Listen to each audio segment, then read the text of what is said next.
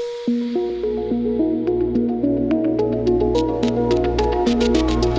प्रधानमंत्री जी ने ये साबित कर दिया है कि वो सबसे कायर प्रधानमंत्री जी। दुख होता है जब सैनिकों के नाम पे वोट मांगने जाते हैं। पुलवामा इनकी कमजोरी के कारण हुआ। और जिसने कारगिल में अपना खून बहाया, दुश्मन से लड़ाई लड़ी, उसकी पत्नी को भी उन्होंने नंगा करके घुमाया। फिर कहते हैं कि मोदी है तो मुमकिन है। जवान शहीद होते हैं, उस दिन उसके घर में खूब सारे लोगों का आना जाना, सुबह से शाम तक लाइन लगी रहती है। लेकिन उसके बाद उस विधवा को अपना जिंदगी कैसे बसर करती है, किस तरह अपने बच्चों को पढ़ाती है, ये देखने वाला कोई नहीं होता। हमारे ये राजनाथ जी हैं, इनसे भी मीटिंग हुई, लेकिन हमेशा वादा किया जाता है कि हाँ हम सब ये किया जाएगा, लेकिन ना कोई विधवाओं की सुनने वाला है, ना कोई जवानों की सुनने वाला है। मैं उनसे पूछना चाहती हूँ, मोदी जी सदा कुर्सी पे नहीं रहने वाले। जिस दिन वो कुर्सी से चले जाएंगे, क्या तुम्हें लगता है तुम चैनल ढंग से चला पाओगे? कि वो इंसान कौन था जो एक आर्मी ऑफिसर की पत्नी को बलात्कार की धमकी दे रहा? देश सुरक्षित हाथों में है, सो जाइए आंख बंद करके। जो दिखावा करते हैं, मुंह में लड्डू खिलाते हैं सैनिकों पे और पीठ में छुरा भूंकते हैं। अगर ये सच्चा होते तो आज तक पुलवामा के ऊपर कमेटी क्यों नहीं बनाई? और वो जांच कहाँ तक पहुंची, पूछता है भारत प्रधानमंत्री जी से। और प्रधानमंत्री जी कब तक भागोगे देश के सवालों से? 30 अक्टूबर 2017 की बात करें, किस तरह से हमारे देश के उन बहादुर सैनिकों को घसीटा गया, वीर नारियों को घसीटा गया। डबल वीर चक्र जिन्होंने पाकिस्तान का जहाज गिराया था 1965 में, 1971 में, उन डबल वीर चक्र विंग कमांडर नेम को घसीटा गया। वो चीज हमें जब तक जिंदा रहेंगे हमेशा याद रहेगी। और दूसरा दिखावा करते हैं, जब ये पेंशन की बात करते हैं सैनिक, तो ये कहते हैं कि देश में पैसा नहीं है। प्रधानमंत्री जी अपने लिए 8,000 करोड़ का जहाज खरीद सकते हैं, लेकिन देश के सैनिक अगर उनसे जहाज को मांगते हैं कि उनको खतरा है रोड से जाने से, तो पुलवामा जैसी घटना करने पे मजबूर किया जाता है सैनिकों को।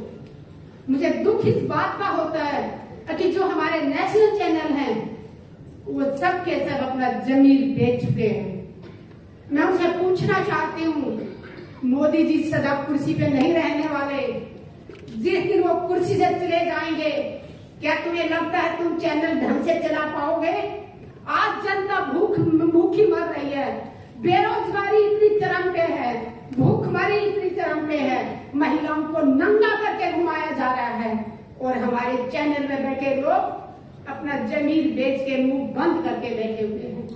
जब इस देश का इलेक्शन हुआ था 2014 में, हम बहुत खुश हुए थे कि हमारे देश को एक बहुत अच्छा प्रधानमंत्री मिलने जा रहा है। हमारे साथ उस टाइम भी बहुत बड़ा धोखा किया। हम चेहरा देख रहे थे मोदी जी का कि देश को ये चलाएंगे, इनकी अच्छी अच्छी बातें सुन के हम बहुत खुश हुए थे कि हमारे देश का बहुत भला होने वाला। लेकिन पूरे देश के साथ इतना बड़ा धोखा होगा ये हमने नहीं सोचा था। चेहरा प्रधानमंत्री मोदी जी का दिखाया गया और देश को चलाया है अडानी अंबानी, जिनको हम जानते भी नहीं थे। जैसे जो गांव की औरतें हैं वो तो जानती भी नहीं थी, लेकिन आज प्रधानमंत्री जी ने ये साबित कर दिया है कि वो सबसे कायर प्रधानमंत्री जी। दुख होता है जब सैनिकों के नाम पे वोट मांगने जाते हैं। पुलवामा इनकी कमजोरी के कारण हुआ। इंटेलिजेंस का कान और आंखें बंद करके सोया हुआ था। अगर वो ईमानदारी से अपना काम नहीं कर रहा था तो सरकार क्या कर रही थी? और अगर इंटेलिजेंस ने अपनी रिपोर्ट दी थी तो वो किसको दी थी? और उसके बाद सरकार में बैठे लोगों ने संज्ञान क्यों नहीं लिया उस पर? क्यों नहीं? जब उनको पता चल गया था कि इस रास्ते से जाने से विस्फोट हो सकता है, तो जिसने भी एयरलिफ्ट से जाने से मना किया, परमिशन देने से मना किया, उसका नाम देश के सामने आना चाहिए। देश की जनता जाग चुकी है। बहुत देर तक इन्होंने धर्म के नाम पे लड़ा दिया, जाति के नाम पे लड़ा दिया, बट अब देश जाग चुका है। देश के समझ में आ गया है, अगर आप भी नहीं बोले तो हम बोलने लायक ही नहीं रहेंगे। ऐसी हालत करने की तैयारी कि हम सिर्फ दो टाइम की रोटी मांगने के लिए हाथ फैलाएं, ताकि हम अपने हकों की आवाज न उठा सकें। जवान शहीद होते हैं उस दिन उसके घर में खूब सारे लोगों का आना जाना, सुबह से शाम तक लाइन लगी रहती है। लेकिन उसके बाद उस विधवा को अपना जिंदगी कैसे बसर करती है, किस तरह अपने बच्चों को पढ़ाती है, ये देखने वाला कोई नहीं होता। उस बहन को, विधवा को अपनी पेंशन लागू करवाने के लिए सरकारी दफ्तरों के एक साल तक चक्कर काटने पड़ते हैं। हम बहुत बार रक्षा मंत्रियों से मिले हैं, मनोहर पारिकर जी थे तब भी मीटिंग होती थी, सीतारमण जी थे उनसे भी मीटिंग हुई, हमारे ये राजनाथ जी हैं इनसे भी मीटिंग हुई। लेकिन हमेशा वादा किया जाता है कि हाँ हम सब ये किया जाएगा, लेकिन ना कोई विधवाओं की सुनने वाला है, ना कोई जवानों की सुनने वाला है। और जवान विधवा की बात मैं इसलिए कर रही हूँ, मैंने उन वीर नारियों को बहुत नजदीक से देखा है।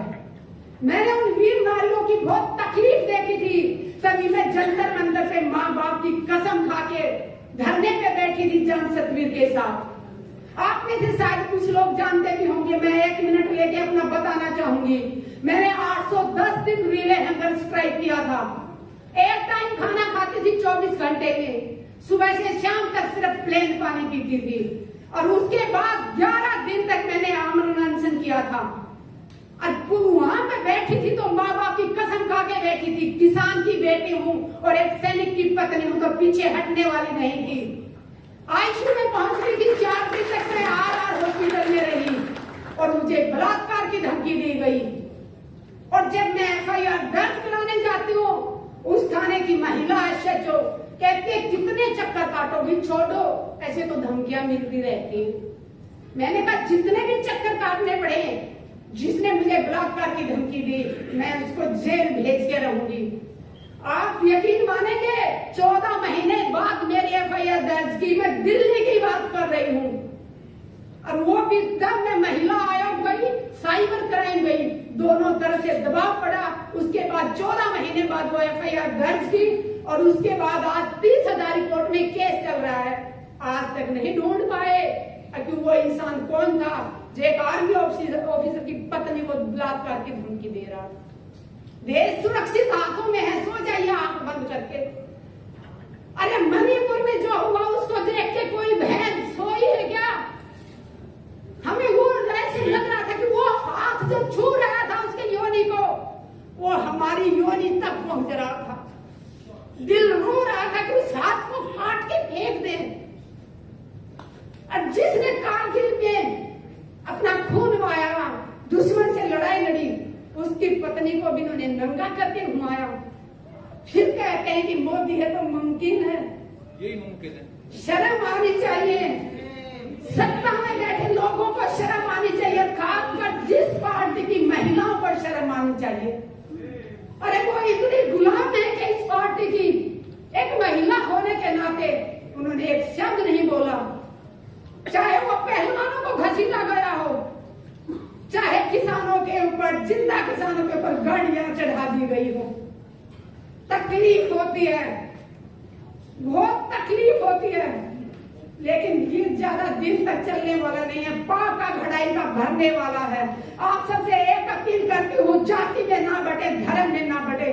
सबसे बड़ा धर्म है इंसानियत, इंसान बन के जियो, इंसानियत सबसे बड़ा धर्म है। देश के सैनिकों के लिए एक ही बात कहूंगी, मुझे भारतीय सैनिकों के ऊपर गर्व है और मैं गर्व करती हूँ कि मैं एक भारतीय सैनिक की पत्नी हूँ और एक किसान की बेटी हूँ। अत्याचार नाश हो, जितना अत्याचार होगा उतना ज्यादा दबाया जाएगा। पुलवामा में जो भाई शहीद हुए, उनकी पत्नियों की मैं तकलीफें बताऊं आप लोगों को। वो शहीद हो जाता है, विधवा हो जाती है, एक ठीक है, अलग बात है। वो देश के लिए बड़ी गर्व करती है, मेरे आदमी ने शहीदी दी, गर्व महसूस करती है। लेकिन उस विधवा को कितनी तकलीफों से गुजरना पड़ता है। हमारा समाज उस विधवा को अशुभ मानता है। जब ब्याह शादी होती है तो उस विधवा को सभी प्रोग्रामों से दूर रखा जाता है। कहा जाता है ये तेल नहीं चढ़ाएगी, ये हल्दी नहीं चढ़ाएगी, ये तो विधवा। मैं देश की मातृशक्ति से अपील करती हूँ, विधवाओं को ऐसे तिरस्कार ना करो। उन्होंने अपने सुहाग को देश के लिए दिया है। अरे वो अशुभ कैसे हो सकती है? उसने अपना सिंदूर कुर्बान कर दिया देश के लिए, और उसको कहा जाता है कि तू तेल नहीं चढ़ाएगी, तू किसी को टीका नहीं कर सकती, तू पूजा में नहीं बैठ सकती, कि तू अशुभ है। अशुभ तो ये लोग हैं जो दिखावा करते हैं, मुंह में लड्डू खिलाते हैं सैनिकों के और पीठ में छुरा भूनते हैं। अगर ये सच्चे होते तो आज तक पुलवामा के ऊपर कमेटी क्यों नहीं बनाई? अगर बनाई है तो उसमें कौन कौन सदस्य हैं और वो जांच कहां तक पहुंची, पूछता है भारत प्रधानमंत्री जी से। और प्रधानमंत्री जी कब तक भागोगे देश के सवालों से? इनके सांसद जब भी कोई सवाल करता है, चाहे पीटी उषा मैम से मैंने सवाल किया था जंतर मंतर पे तो वो भाग गई थी, मीनाक्षी लेखी से बात की तो वो भाग गई थी, जिससे भी सवाल करते हैं वो भाग रहे हैं। आज देश का बच्चा बच्चा जाग चुका है, प्रधानमंत्री जी से सवाल पूछेगा और आज नहीं तो कल प्रधानमंत्री जी को देना होगा, जवाब देना होगा। जय जवान जय किसान।